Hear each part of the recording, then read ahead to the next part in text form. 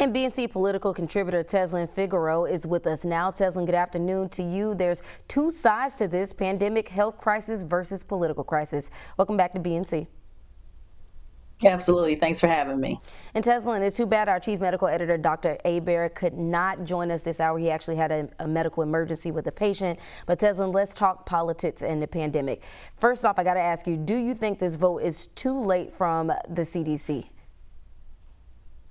Well, it's probably never too late. This has been a pandemic that has been ever changing, so we expect things to change. We expect things to adjust, based upon the data that they are receiving.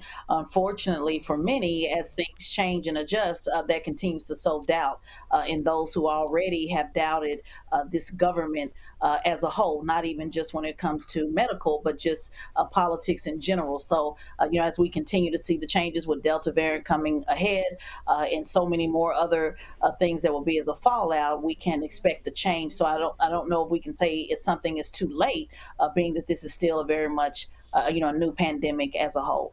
Now, Tezlyn, this comes as Pfizer reps gave their recommendations last month. What do you think about that, for this move to be made after they had already made those recommendations? Well, I'm not a doctor, unlike a lot of the governors who are pretending to be doctors on TVs. I am not a doctor, and I know that I'm not. So I don't really necessarily have an opinion, on what they have decided to do as far as, the CDC and Pfizer and what do they think is best. I do trust the science. However, at the same time, this is not just about the science. This is about messaging, and really, the Biden administration and those who support the vaccine, who are pro-vaccine, with really having a seamless process in their messaging. And so as long as we keep changing the message and saying one thing on one hand and then on the other, by next week is going to continue to sow the doubt.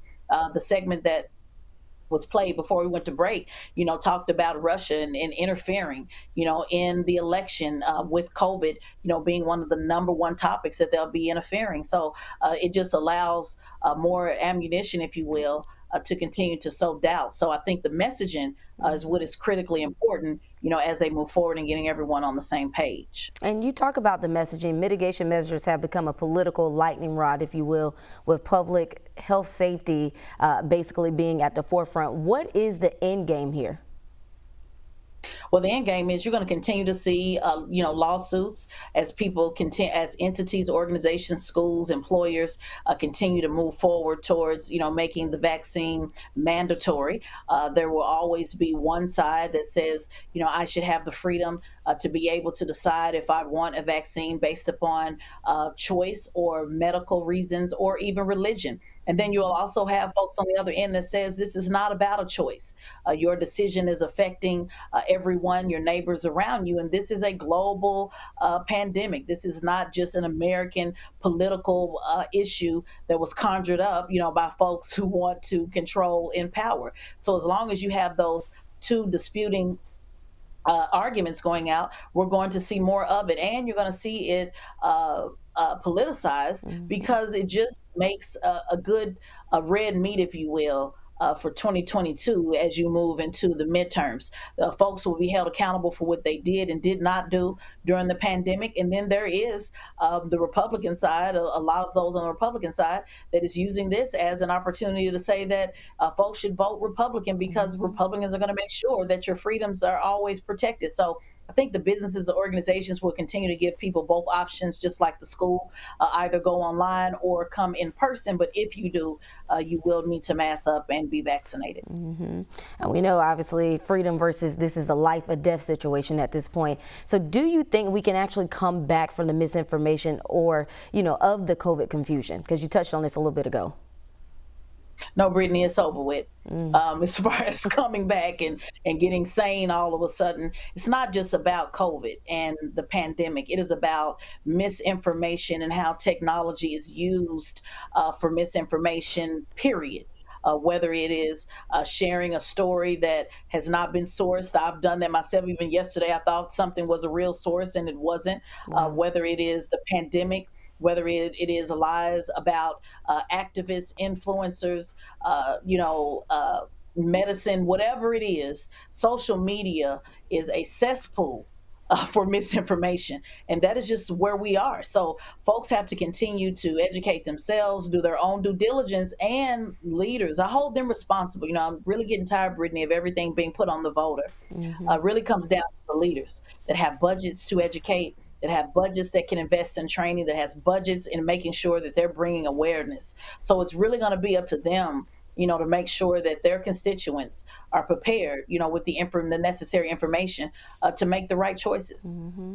Now, one who has all of the attention on him right now is Florida's Governor Ron DeSantis. There's an old adage that prevention is better than a cure. Yesterday, we saw DeSantis basically promoting monoclonal antibody treatments such as Regeneron to prevent hospitalizations and save lives. What do you think about this? Because so many people I've seen on social media sounding off saying, why don't you just get vaccinated?